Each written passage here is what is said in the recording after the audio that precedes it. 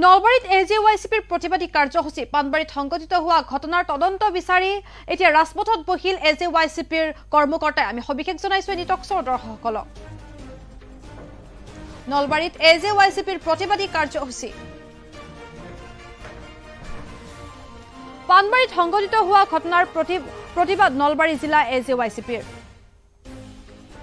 অনা অসমীয়াৰ গুলীত অসমীয়া যুৱকৰ মৃত্যুত উত্তাল নলবাৰী এজেৱাইচিপি।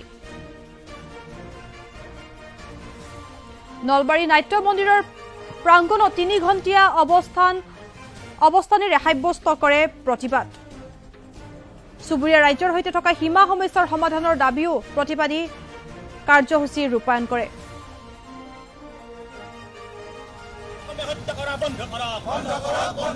নলবাৰী নাট্য মন্দিৰৰ প্ৰাংগণত এনেদৰে ৩ ঘণ্টীয়া অৱস্থানেৰে সাব্যস্ত কৰে প্ৰতিবাদ। চুবুৰীয়া ৰাজ্যৰ সৈতে থকা সীমা সমস্যাৰ সমাধানৰ দাবী প্ৰতিবাদী নেতা কৰ্মীসকলৰ। নলবাৰীত এজেৱাইচিপিৰ প্ৰতিবাদী কাৰ্যসূচী পানবাৰীত সংঘটিত হোৱা ঘটনাৰ প্ৰতিবাদ নলবাৰী জিলা এজেৱাইচিপিৰ। অনা অসমীয়াৰ গুলীত অসমীয়া যুৱকৰ মৃত্যুত উত্তাল নলবাৰী এজেৱাইচিপি। নলবাৰী নাট্য মন্দিৰ প্ৰাংগণত এনেদৰে ৩ ঘণ্টীয়া অৱস্থানেৰে সাব্যস্ত কৰিছে প্ৰতিবাদ আৰু লগতে চুবুৰীয়া ৰাজ্যৰ সৈতে থকা সীমা সমস্যাৰ সমাধানৰ দাবীও প্ৰতিবাদী নেতাসকলে কৰিছে। আৰু এই সন্দৰ্ভত আমাৰ মাজত আছে নলবাৰীৰ সাংবাদিক সাহিল মল্লিকৰ এক প্ৰতিবেদন আমি আপোনালোকৰ আগত আগবঢ়াইছোঁ। হয়, মই বৰ্তমান উপস্থিত আছোঁ নলবাৰী চহৰৰ নাট্য মন্দিৰৰ সন্মুখত আৰু নাট্য মন্দিৰৰ সন্মুখত অসম জাতীয়তাবাদী যুৱ ছাত্ৰ পৰিষদ নলবাৰী জিলা সমিতিয়ে ৩ ঘণ্টীয়া অৱস্থান কৰ্মসূচী কাৰ্যসূচী ৰূপায়ণ কৰা পৰিলক্ষিত হৈছে। পোনপ্ৰথমে পৰিৱেশটো দেখুৱাই দিব মোৰ সহযোগীয়ে। ইয়াতে অসমৰ মাটিত অৰুণাচলী বেদখলকাৰী দুৰ্বৃত্তই ৫ জুন তাৰিখে ধেমাজি জিলাৰ অসম অৰুণাচল সীমান্তৰ পানবাৰীত দুজনকৈ অসমীয়া লোকক হত্যা কৰা আৰু কেইবাজনৰ লোকক আঘাতপ্ৰাপ্ত কৰাৰ ঘটনাৰ প্ৰতিবাদত তথা চুবুৰীয়া ৰাজ্যসমূহৰ সৈতে অসমৰ সীমা সমস্যা স্থায়ী সমাধানৰ দাবীত আজি নলবাৰী চহৰত অসম জাতীয়তাবাদী যুৱ ছাত্ৰ পৰিষদ নলবাৰী জিলা সমিতিয়ে ৩ ঘণ্টীয়া অৱস্থান কৰ্মসূচী কাৰ্যসূচী ৰূপায়ণ কৰা পৰিলক্ষিত হৈছে।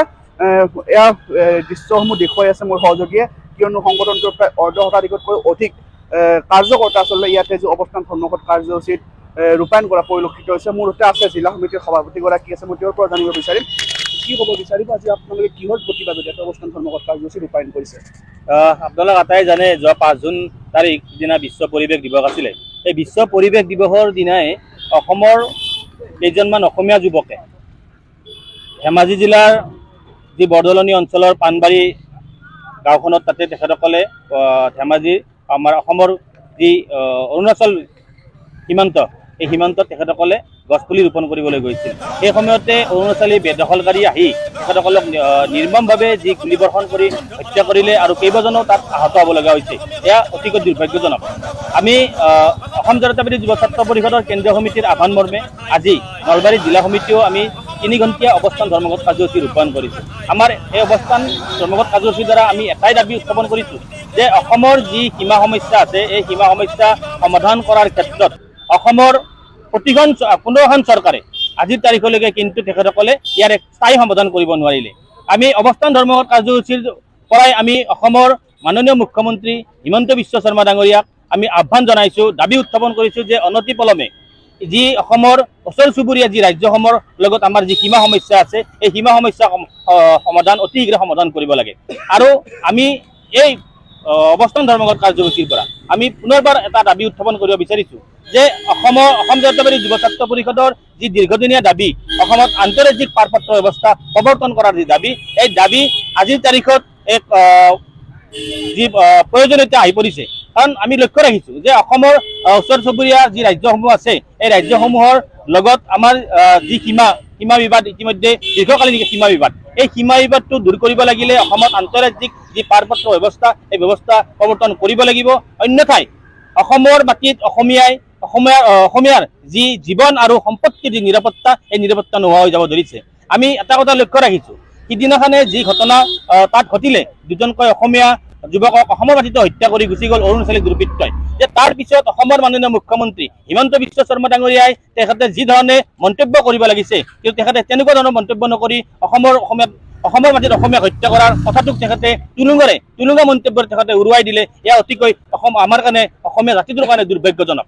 আমি নেদাৰ আহ্বায়ক অসমৰ মাননীয় মুখ্যমন্ত্ৰী হিমন্ত বিশ্ব শৰ্মা ডাঙৰীয়া তেখেতৰ অসমৰ ওচৰ চুবুৰীয়া যিখন ৰাজ্য আছে এই ৰাজ্যখনৰ লগত তেখেতৰ এক ৰাজনৈতিক ভাল খুব তেখেতৰ হেৰি আছে থকাৰ পিছত তেখেত অসমৰ মাননীয় মুখ্যমন্ত্ৰীগৰাকীয়ে কিয় আজিৰ তাৰিখলৈকে অসমৰ যি সীমা সমস্যা আছে সমাধান কৰিব পৰা নাই আমি দাবী উত্থাপন কৰিছোঁ যে অতি শীঘ্ৰে অসমৰ যি ওচৰ চুবুৰীয়া ৰাজ্যসমূহৰ যি মুখ্যমন্ত্ৰী আছে তেখেতৰ লগত কৰাৰ কোনো অধিকাৰ নাই গতিকে আমি পুনৰবাৰ দাবী উত্থাপন কৰিছোঁ এইটো এক ঘটনা হওক বা 5 জুন তাৰিখে যিটো ঘটনা ঘটিল দুজনকৈ অসমীয়া মানুহক আমি হেৰুৱালোঁ এইটো এক ঘটনা হওক পৰৱৰ্তী সময়ত চৰকাৰখনে এই সীমা সমস্যাখিনি সমাধান কৰক যাতে পুনৰ এনেকুৱা সমস্যা এনেকুৱা ঘটনা পুনৰাবৃত্তি নহয় দ্বিতীয় কথাটো হ'ল যে অসম জাতীয়